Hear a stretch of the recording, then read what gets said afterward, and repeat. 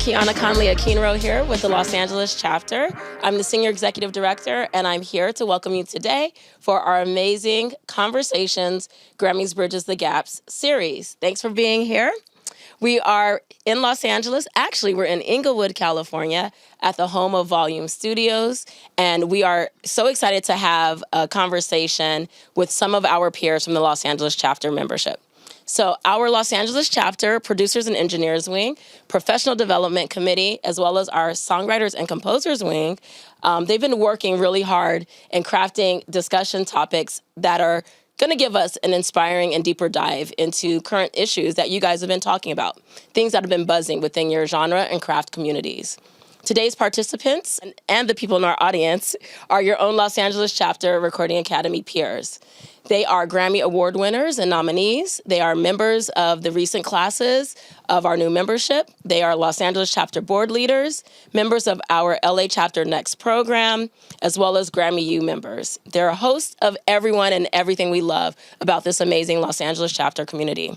We've got some music business giants in here, as well as beloved indie creators, and everyone is welcome. So today's conversation is all about our music community and is a built-on discussion mirroring what you've been talking about in your studios, your lunch rooms, or your lunch spaces, I should say, and compelling social media captions.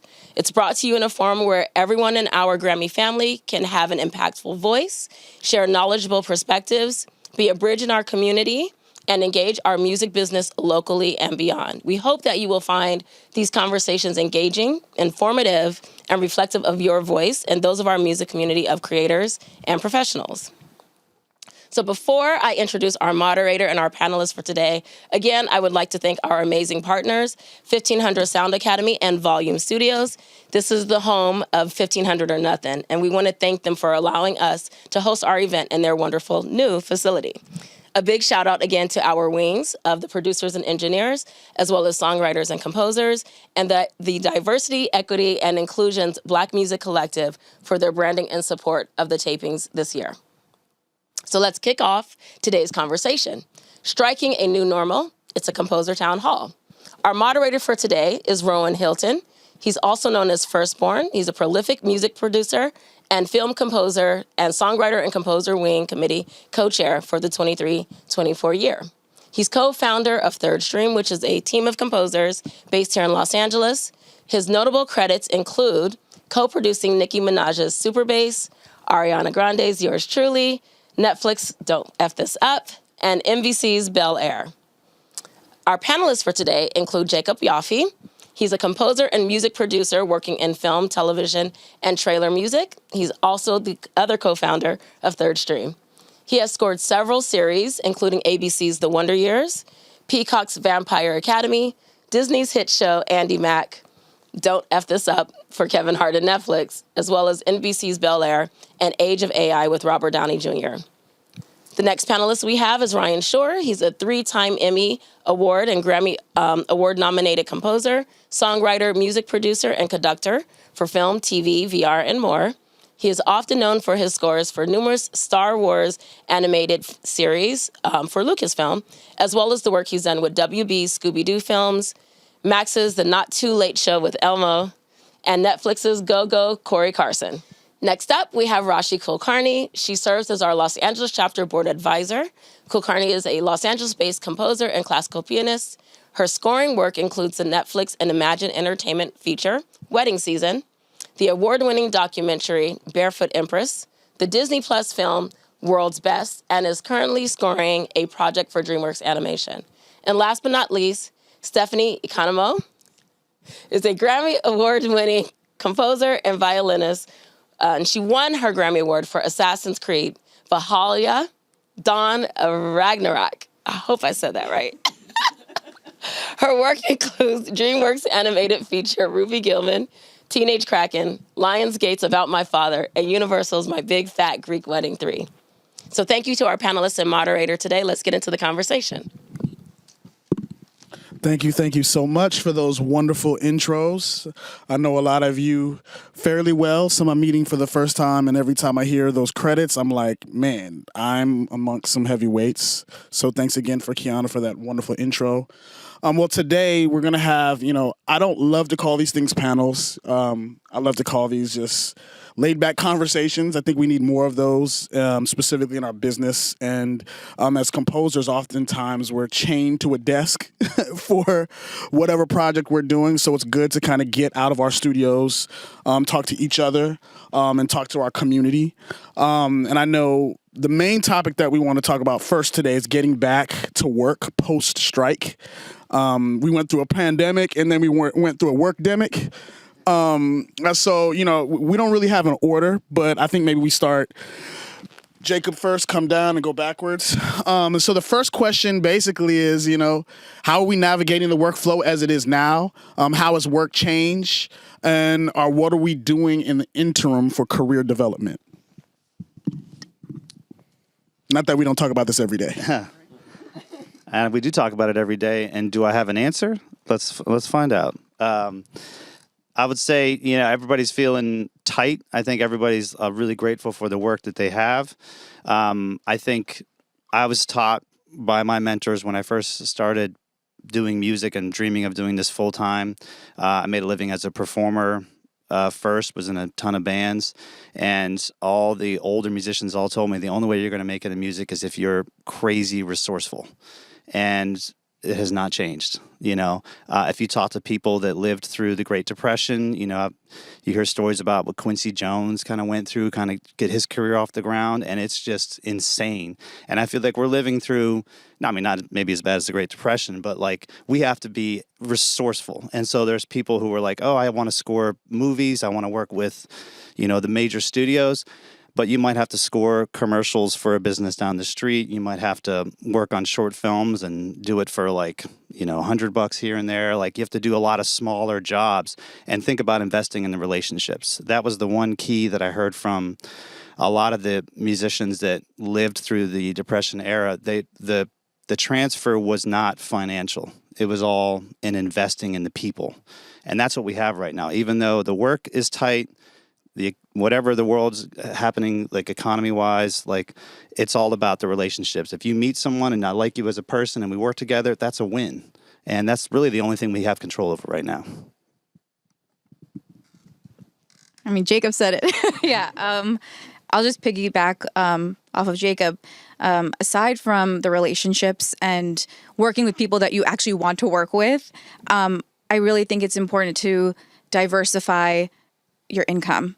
So if you're a performer, perform. But if you're also a film composer, take on the other projects. If you can teach. So this year has been really strange in terms of the strikes and with studios, green lighting projects, but then everything went to a halt. So it's what can you do in the meantime? So I actually started teaching. I started teaching music theory, orchestration on Zoom, and then performing more, teaching piano lessons, and then, yes, taking on the projects that, you may not have taken on a year or two ago, but if you have the bandwidth and these are collaborators that you vibe with and you have to think long game. So that's what I've been doing over the last couple of years, to just, diversify your income.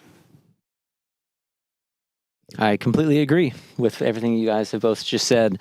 Being diverse, I think for me has been a real big part of my whole career is being able to wear different hats, composing or songwriting, but playing instruments or music producing, conducting, also, teaching or I think that for me, that's been a real key, is diversity and not only, within different mediums, but also different genres. I'm a big believer in just saying yes to opportunities. And I think one of the things that I've noticed that's changed through these last years is most of my team used to work in-house at my studio. And then when the pandemic started, everyone started working remotely because we all had to socially, distance. And that's largely stuck, like now people are just working remotely. and I think it's working well. I think it's working well mostly because it's a team that we've already established our rapport and we know how we work. So I think it might be a little more challenging to bring somebody into the fold now, since everything is remote. But yeah, I totally agree with everything you guys have said. We've gotten to the end of the line, and I fear I have nothing additive to say, but I will just speak about my experience during the strikes, creatively and personally. I've been working professionally in this industry for about 12 years. And in those 12 years, I really have never taken any kind of break. It's really been one after another or overlapping projects. And that didn't really serve me very well. So I had finished a few films at the top of last year, and I decided to take a break just for myself. And then by the time I was ready to come back to work, the strikes had started. So I was unemployed for probably upwards of 7 or 8 months. And that was really, really hard for me because I didn't really know a professional life where I wasn't constantly just pounding the pavement and trying to just like get lots of credits under my belt and, you know, evolve as an artist. And what it forced me to do was try and define who I am as a musician and a creative person outside of work, which I think that's always been something for me. Like, if I work a lot of really long hours, the last thing I want to do is like listen to music or go to a concert. I just feel so inundated with it. And I think that was always a problem for me. I think I was holding back like experiencing that outside of my personal work. And so when everything stopped, I was sort of like, what is music to me? What is writing music to me anymore? And it was kind of tough. And I was sort of, things were a little bit dark for a bit, but I ended up, my husband is also a composer and a musician, and he was writing a rock album with a friend of his. And I ended up writing a bunch of string arrangements and brass arrangements for that album. And I realized I love this so much. And this is not work. Like, I'm not getting paid for this. It's really something that I'm passionate about. And through this time where I was forced to, you know, there was no work for me, I had the privilege of like leaning on my royalties and things that I had built up until that point. And that I could take on a passion project, and I discovered something really important about myself creatively. That being said, like if it had gone on any longer, I would have been like working somewhere else full time. Like I definitely would have done that. And having, you know, a diverse amount of skills, whether it be in music or be in something else, leaning on that and doing whatever you have to do, I think is really great. But just from a different perspective, like that not actively working on a film or TV or a video game or something like that enabled me to discover like a different part of myself as a musician, which was really, you know, quite useful. Amazing. I know I can completely and totally relate. During the pandemic, Jacob and I looked at each other like, what are we going to do? And we tell this story often where we just bet on ourselves. We just made some albums. One specific album, we're just going to do a whole bunch of commercial music. And that album we did just happened to be a demo reel for the show that we got next. And so during the strike, we kind of said the same thing, how together we have a diverse sound between us, and how can we bet on ourselves again. And so I'd encourage everybody, as everything's getting kind of really interesting, you know, a lot of people say, well, you're privileged. You have these jobs. You can rely on your royalties. But I think we all are privileged to be able to be creative. And as you know, we talked about early on with betting or investing in relationships, the best relationship you can invest in is your own musical career. And with that said, you know, let's do snake draft style. We'll start with you again, Steph, and talk about, you know, kind of the advice that you'd give the next generation of composers as tech is emerging in a very, very interesting way. I know we're talking about AI all the time.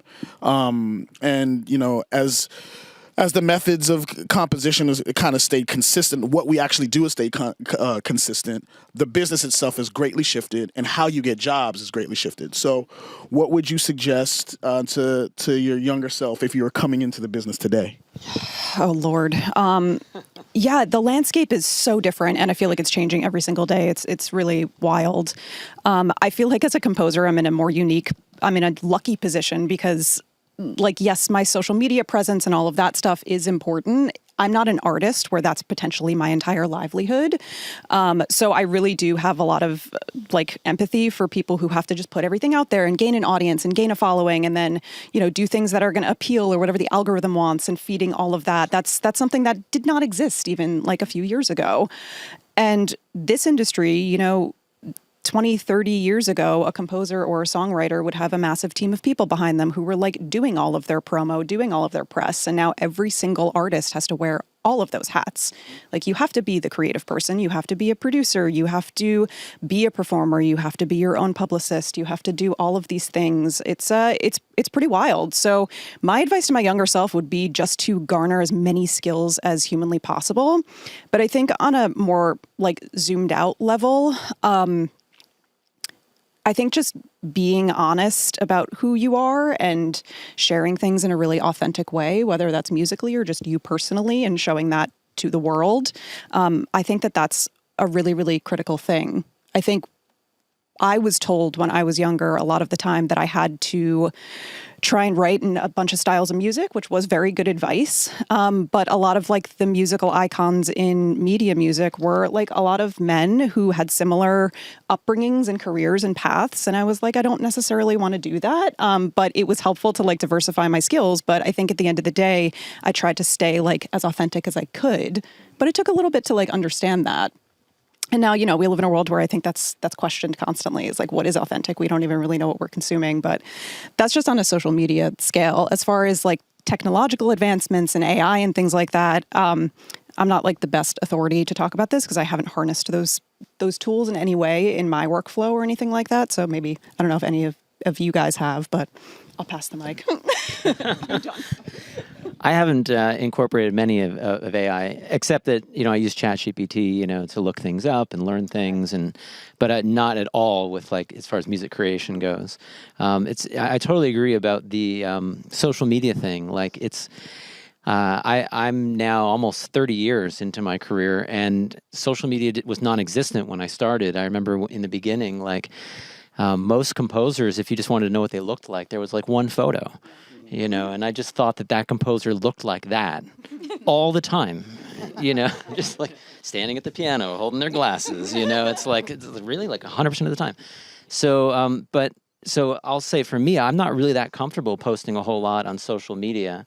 I do, I try to, put things out there, but it's definitely a different, time, and people really do consume those things. And so I would agree, for a younger generation, I think it is important to learn as much as you can, learn your skills, learn the craft.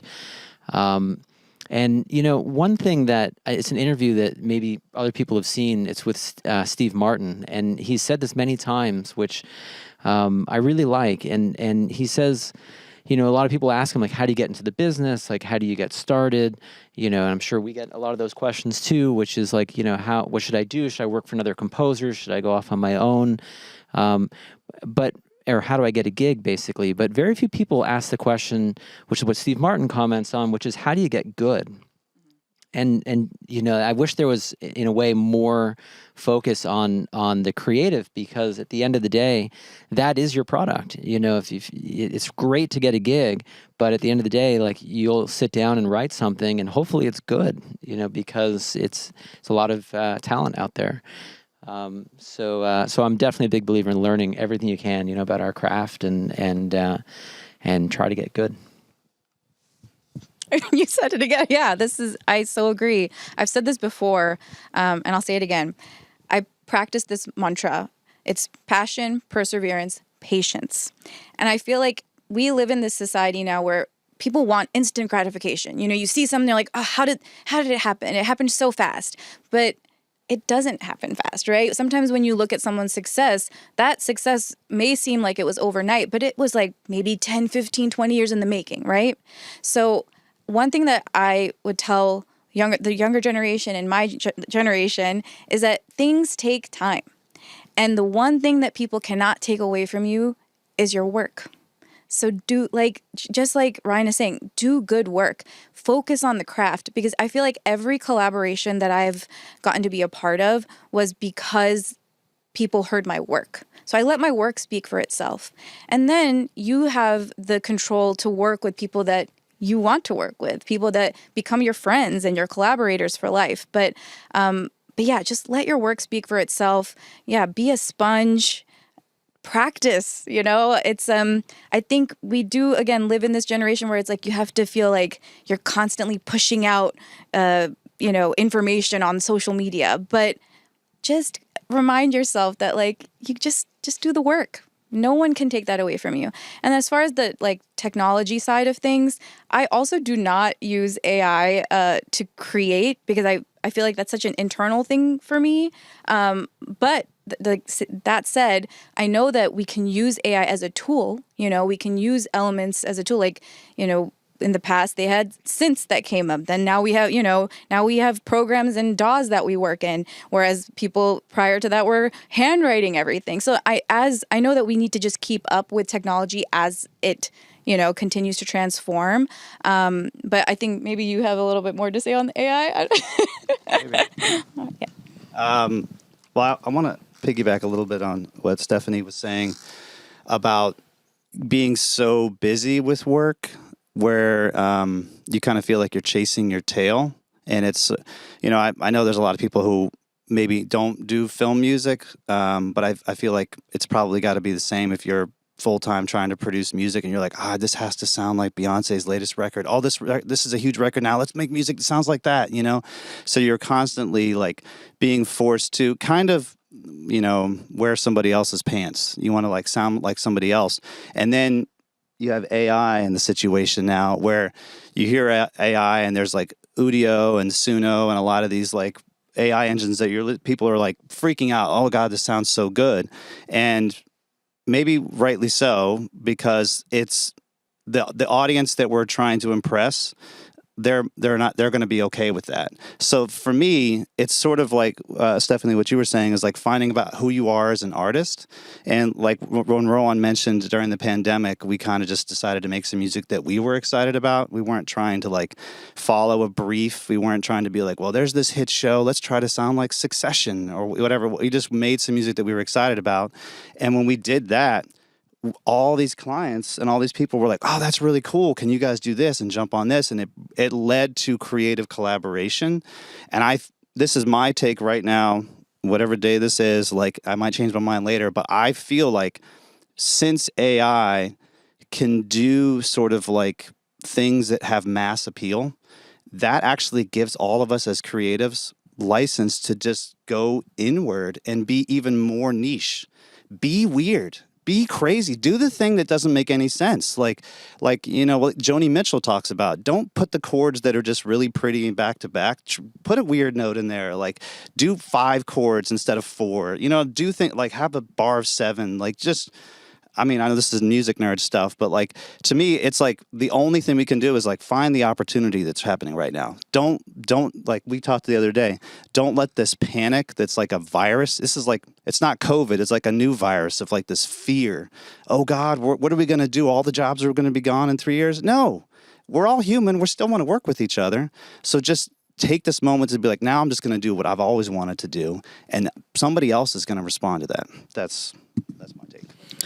Yeah. That we're talking about. So a little insider baseball. We're talking about quarantining, and quarantining from the fear, right? So that we can stay inspired. But we're gonna do Snake Jeff, so it's next on you again, Jacob. But one thing I wanted to talk about was innovation, and you kind of brought that up. I think we're in a business that was created by innovators, right? One day, some weirdo was like, "I want to tell stories over moving pictures," and then somebody's like, "We need music for that," right? So they created whole systems and technology by which they could do the job that we have now.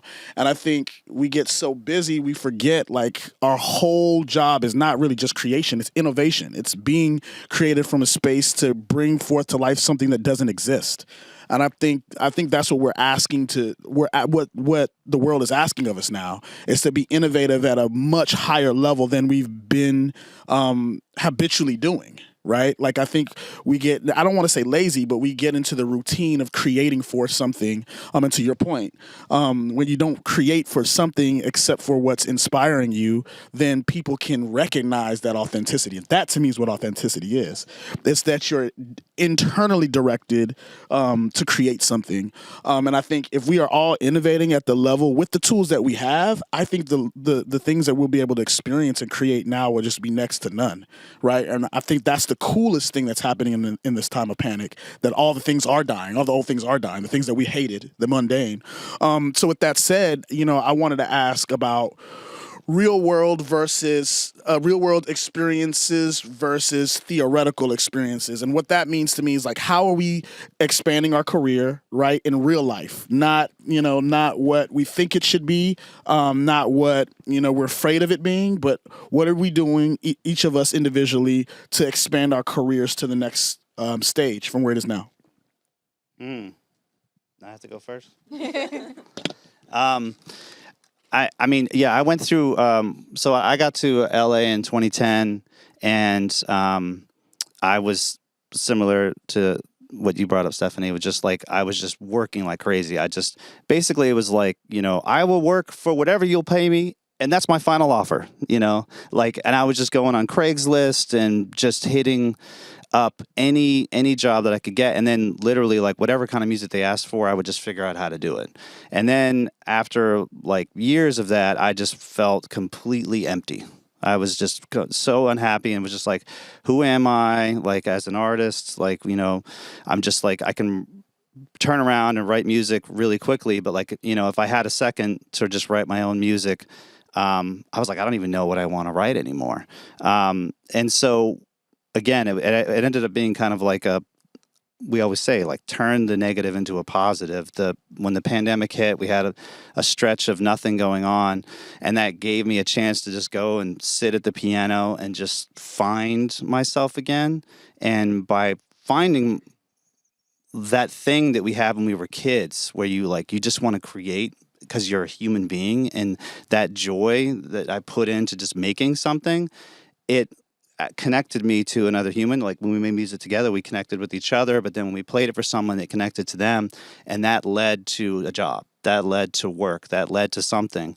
And so it's a strange idea that you kind of peel off, go by yourself, and just get creative, and then share it with another human being. That somehow leads to a job of some kind. And I can't stress enough, I think this answer seems to be relationships, no matter what we're talking about. It's like you have the people that are in your circle, connect with them, and then they connect with more people, and it keeps growing. Because I know at the end of the day, it's like, Ryan, what you were saying, everyone's question is always like, how do you get gigs? I need gigs. Like, how do but that's really the only way. Like, each person you talk to is a gateway to another person, and you guys can do something together.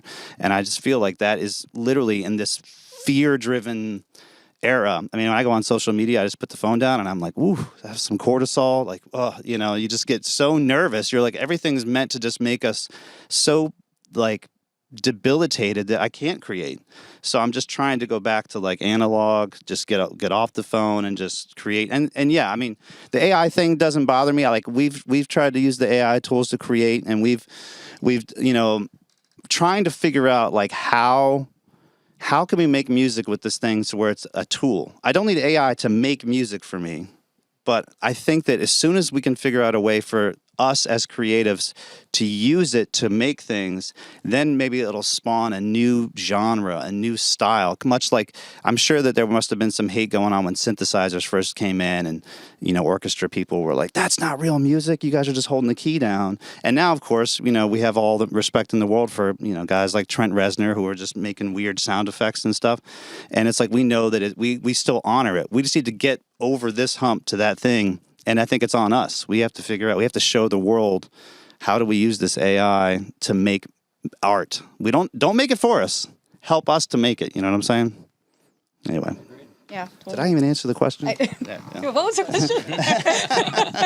question? What was the question? Real world experience.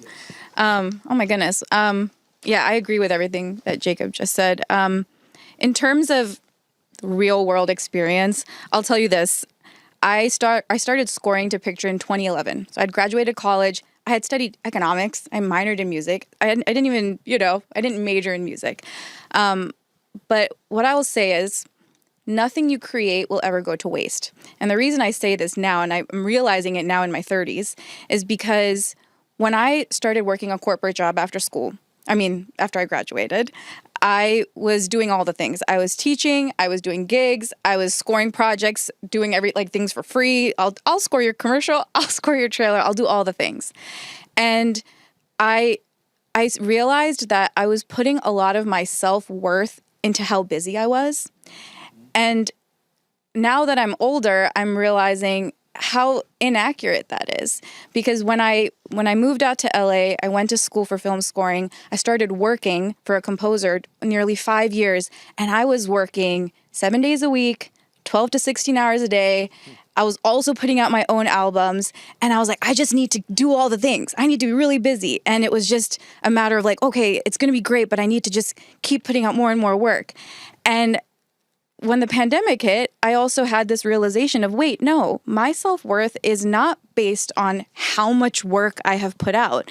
It's about who I am as a person and my relationships and the people that I'm close to. And so I realized when I had to take a break, literally, because the industry kind of shut down, I just started living my life. And I think that has made me a better creator. It's a lot of the inward reflection. And I feel like in the last year, I've created music because I wanted to create it, not because I had to. And I've become way better. And I've become a better collaborator, a better friend, a better family member. So in terms of real world experience, I just say live your life, yeah, that's... I couldn't agree more. I was going to literally say the exact same thing, which is, when things have gotten slower during this time, I've done the same thing. I think about what my passions are. You really said it. It resonates with me. Which is that we tie our self-worth into our work, and then suddenly when things get slow, it's like, well, who am I? That was real for me too, and so what I have been focusing on, in addition to work, when I'm working, but are my passions, like traveling. I have a hobby. I'm a pilot. And so I've been doing more flight training. I've been working on my health. I do Pilates twice a week. It's been amazing as a composer. My back has no more. Yeah, all my back problems went away by doing Pilates. It's been mind blowing. But I think all these things make us, more developed people, and ultimately we're storytellers. So when we're being hired to write music for a story, the more life that we have individually led, the more you can tell those stories and relate to it. So I think that's really important. Yeah, I think our career, I think you can argue for a long time that you are an individual and you're separate from your career. Maybe some people would think that, but I don't think we are. I think we not only get hired for what we bring to the table creatively, but who we are as people. I think others respond to that. People want to work with like-minded individuals or people that challenge them, or, it really is about who you are. So self-growth is so important. Self-reflection is so important. And exactly what all of you have been saying, I feel is so part of the, yes, you have to get experience, and that's a lifelong thing. And it goes back to what you were talking about having patience, because a career is not something that happens to you in one moment. It's for the whole of your journey in this world, right? Is your career. So it's, you'll talk to a lot of business-minded people in the industry and say, you got to stack the cards in this way if you want to get to where you want to get to.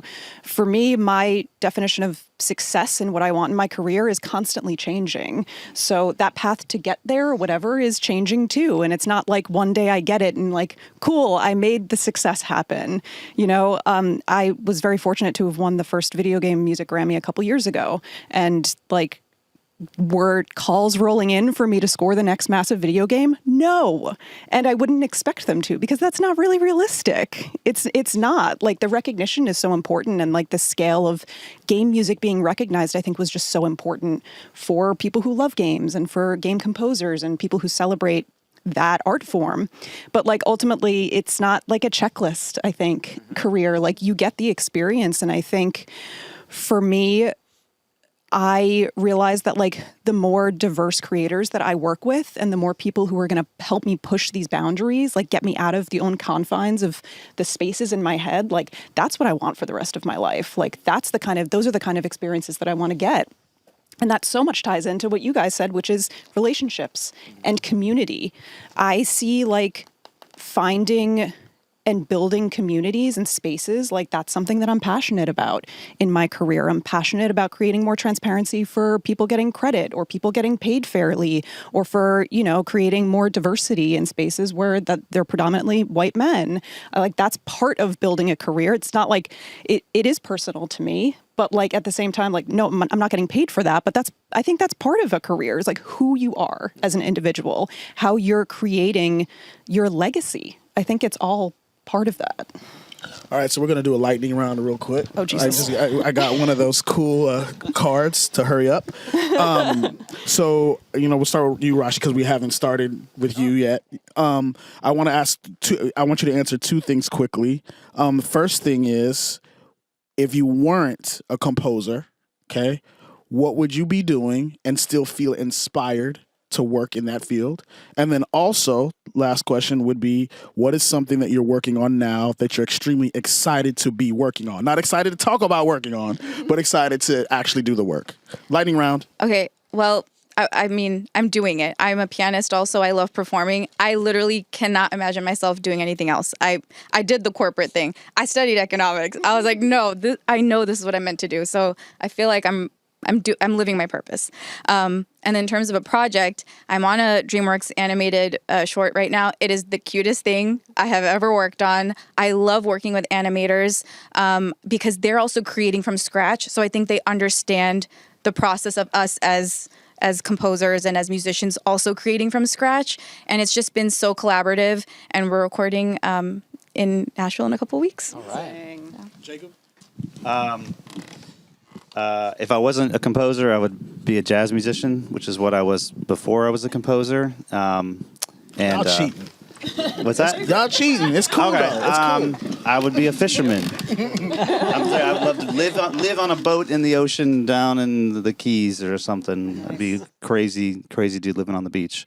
And what I'm excited about, speaking of side projects, I read a series of books over the last few years, and my wife's a writer, and we met the actual author of these books. It's the first time I ever met like an author of books that I love just randomly, and super great guy. So I wrote and recorded an entire string quartet album inspired by the books. And I'm just releasing it just for no reason at all. So I'm excited about that. Steph.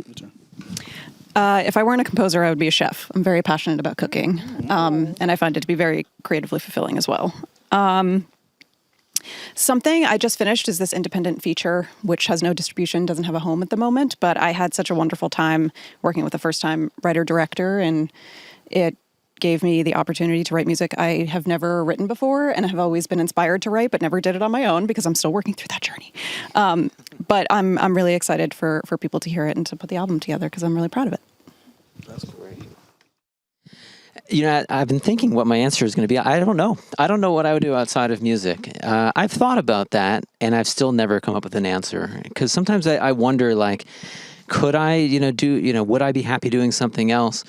But I think music is so ingrained in what I do. Even if I'm not composing or creating it, I'm an active listener. I know we all are. It's like that's what we do professionally. So I don't know how I would ever not be involved in music in some way, because when I'm not doing it professionally, I'm doing something with it for enjoyment, like playing my instruments. I'm also a jazz saxophonist, I'm playing solos. That's what I often do, like for fun, is I put on YouTube videos and I play, my sax, like transcriptions, and I listen and I transcribe and I play, pieces on the piano. But I guess, I love learning. I just really love learning. I'm a very curious person, so I love science. I love, exploration. I love, learning about different parts of the world. So I don't know how that would factor into something else, but maybe there's something in all that. And something I'm passionate about. I'm just starting a new feature film right now that I can't mention yet because it hasn't been announced yet. But is very possibly might be the closest story that I've ever scored that speaks to my own story as a human, like it speaks to my childhood. And this is going to be a really interesting one for me. Like I've never scored something that's so close to like my own experience. And it's kind of, I hope it's going to be cathartic to do it, but I'm going to be digging deep, to see how I can make sense of my own, experiences and put it into this movie. Yeah, That's thank you. cool. I would.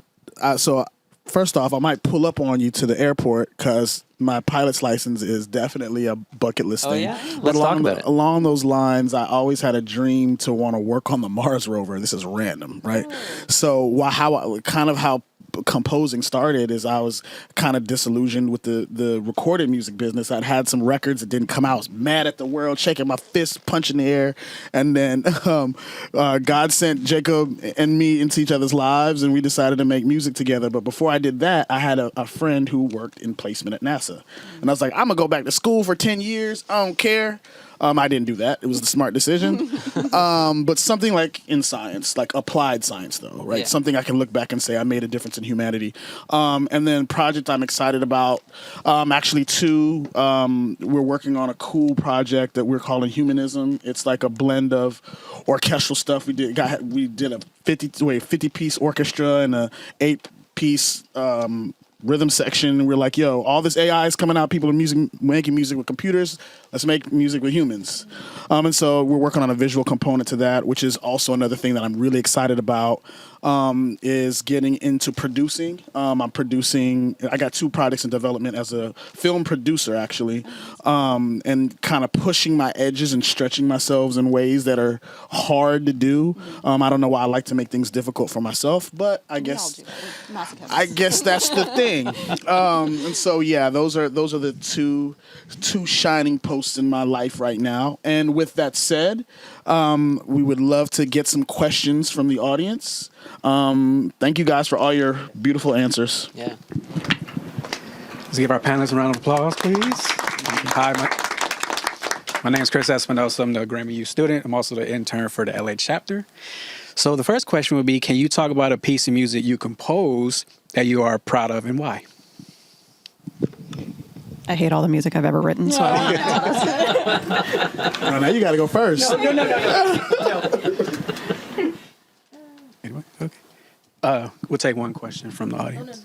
Oh, yeah. Yeah, go for it. Sorry. I'm really proud of a score that I just recently did. It's for a film called Veselka, and it's a movie about a Ukrainian restaurant in New York City and how it connects to what's happening in Ukraine right now. And the score, the concept that we created was East meets West, and so it's Ukrainian influences, and then the West influences are New York City jazz, because the film is about a New York restaurant. And I did something on that movie that I had never done before, which is I reached out to a major artist to see if they'd have interest to, be a part of the score. I guess I've never really had the confidence to do that before, sort of punch above my, weight or whatever. And so I wrote all these saxophone solos, even though I'm a saxophonist. I reached out to David Sanborn, and David said yes. And so we collaborated, in December and January, and he just recently passed, about a month ago. But it was such an amazing experience for me, and to work with him, such a brilliant musician, and that's something that I'm really proud of, and it's also something I want to do more of. I think hopefully it's going to give me a little confidence to try and reach out to some other bigger people and say, do you want to be a part of something? So that's why I'm proud of that. That's amazing. Okay, so we'll take one question from the audience. Anybody? Question? What's your question? Question is, do I say that? You could. Okay. Yeah. The question is, in your relationship on the many films or TV shows you've done, what has been a better way for you to work talking with the music supervisor or having a direct conversation with the director to try to figure out what is the landscape of what the film is about? Man, that's the filmmaker at all times for me. 100%. It's been the filmmaker. We've had some amazing music supervisors though who have helped us cut through some bureaucracy. For sure, and who have lobbied on our behalf. The specific example is the Wonder Years, where that music supervisor gave us the shot at getting the theme. Shout out to Amani Blackarak for that. But most every other time, it's been the filmmakers who, whether that's the directors or showrunners, whoever it is, who's given us the insight to be able to communicate effectively our sounds of a picture. Yeah, I agree. I think just, especially when it comes to feedback, things are just interpreted differently by every single person. So if you're hearing something through an intermediary, I feel that things can just either get lost or just you're interpreting it differently. I think just like tone and understanding like something directly from the source is quite important. So I agree. Like I have had really supportive music supervisors just like really go to bat for me and be like exactly what I need in during the course of writing the project and being that support system. But when it comes to, interfacing, I would always prefer to directly go with the filmmakers. Agreed on everything you guys were saying.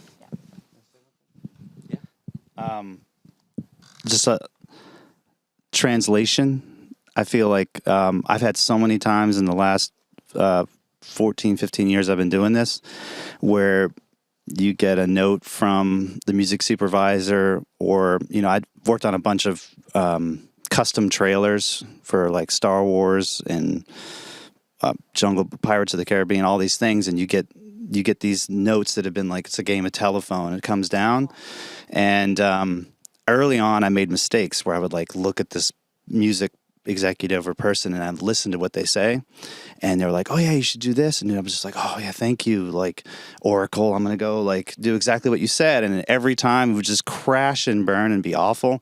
So then I started to like listen to this person and started to imagine like the web of like administration that's coming through, and I would start to do two versions. Like, here's the version that you asked for, and this is the version that I think they want. And every time they would do that one. Yeah. I've done that. I'll be really quick because I know we're at time. Yes, when there are a lot of executives involved, it goes through this like hierarchy, right? I always interface with my director first, and like Jacob, now I've started asking questions in terms of the emotionality of it. I was like, don't explain things to me in musical terms. Explain the emotion. What do you want it like to feel like? And that's been like my saving grace. Yeah. Well, lovely. Thank you so much to our amazing panel. We have our moderator, Rowan Hilton. We have Stephanie Ikonomu, Ryan Shore, Rashi Kulkarni, and of course, Jacob Yaffe. So they were great. Thank you again to our friends at 1500 or Nothing for the support that they've been giving to this program, to Volume Studios for this wonderful space, and of course, the Next Generation, which we're going to all get to know shortly at the 1500 Sound Academy. It's been a great partnership, and we've had a wonderful time at the Conversations, GRAMMYs Bridges the Gaps series. Have a good one. Thank you.